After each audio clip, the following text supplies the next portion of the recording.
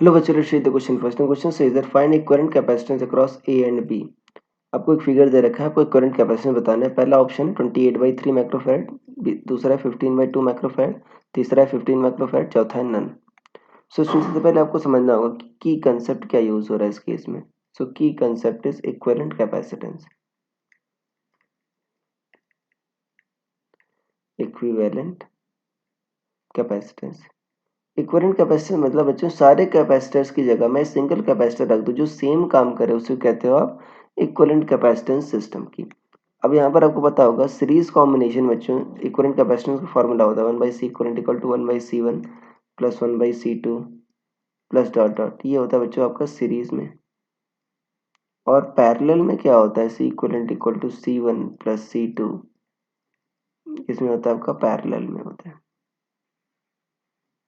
ये होता है बच्चों। अब आपको equivalent capacitance across A and B बताना है। कैसे करोगे, देखो ये दोनों बच्चों क्या है आपके, यहाँ से देखो सेम दो पॉइंट के बीच कनेक्टेड है, राइट। देखो एक यहाँ पर है आपका, दूसरा यहाँ पर है, तो ये बच्चों क्या हो जाएंगे पैरेलल में डायरेक्ट जुड़ जाते हैं। सिमिलरली ये देखो बच्चों, ये 23 और 12 भी क्या है, सेम दो पॉइंट के बीच कनेक्टेड है, तो ये भी क्या हो जाएंगे, पैरेलल में डायरेक्ट जुड़ जाएंगे। सो अगर आप इसको रिड्यूस करोगे कितना हो जाएगा, 23 और 12 कितना होगा बच्चों आपका, 35 हो जाएगा, राइट। ये 35 हो जाएगा। ये क्या बच्चा आपका ए। और यहाँ से देखते हैं तो ऊपर बच्चों क्या है आपका, यहाँ पर 7 है, सारे माइक्रोफैराड में है। और फिर कितना हो गया आपका, यहाँ पर बच्चों का 13 हो गया, और 1 1 मिलाकर क्या हो गया बच्चों आपका 2 हो गया। यहाँ पर आपका 13 है। और फिर यहाँ से देखते हैं तो ये आपका 10 है, यहाँ से आपका ये ऐसे 10 है।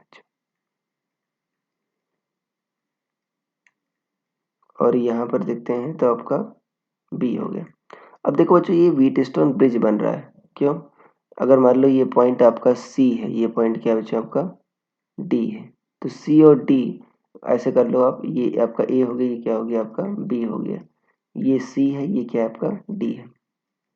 तो ए और सी के बीच बच्चों आपका 35 है, और बी और सी के बीच देखो आपका 7 है, ये आपका बच्चों सी है। और ए और डी के बीच देखो क्या है बच्चों आपका, ये वाला 10 है, राइट।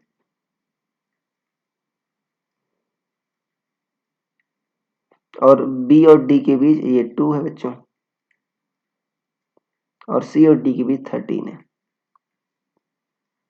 तो देखो इसमें बच्चों का जिस लाइक आप रजिस्टर में पढ़ते हो कि अगर रजिस्टर्स का रेशियो सेम है तो सी एंड डी इक्वी पोटेंशियल होंगे। इसी तरह देखो 35/10 कितना आ जाएगा बच्चों, 7/2। और इधर भी राइट हैंड साइड भी कैपेसिटर्स का रेशियो क्या है, 7/2 है।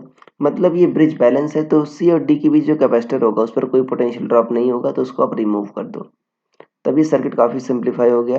35 और 7 बच्चों आपके सीरीज में है, तो इनका सी इक्विवेलेंट क्या होगा, 1/c equivalent equal to 1/35 plus 1/7। तो ये होगा बच्चों 6/35 हो जाएगा। या ऊपर वाली ब्रांच का कितना आएगा, सी इक्विवेलेंट कितना होगा बच्चों, 35/6। इसी तरह नीचे वाली ब्रांच का निकाल लेते हैं, 10 और 2 बच्चों क्या है आपके सीरीज में है, तो इनका क्या होगा 1/c equivalent equal to 1/10 plus 1/2, तो कितना आ जाएगा 6/10 आ जाएगा। या सी इक्विवेलेंट कितना आ जाएगा आपका 10/6। तो यहाँ पर देखो बच्चों ये कितना आ गया आपका 35/6, ऊपर वाली ब्रांच का नीचे वाली ब्रांच का 10/6 आ गया, और दोनों पैरेलल में हो जाएंगी। ये 35/6 कर लो, और नीचे वाली क्या हो गया 10/6। अब पैरेलल में डायरेक्ट जुड़ जाते हैं। सो सी इक्विवेलेंट कितना आ जाएगा आपका 35/6 प्लस 10/6 मतलब 45/6। सो 3 से कट करो बच्चों, कितना आ जाएगा 15/3। यहाँ पर 15 बाई, यहाँ से देखो 3 2 जा 6, और ये 15/2 माइक्रोफैरड। तो ये बच्चों फाइनल आ गया इक्विवेलेंट कैपेसिटेंस 15/2 माइक्रोफैरड। तो अगर आपका ऑप्शन बच्चों देखो तो आपका ऑप्शन बी मैच कर रहा है।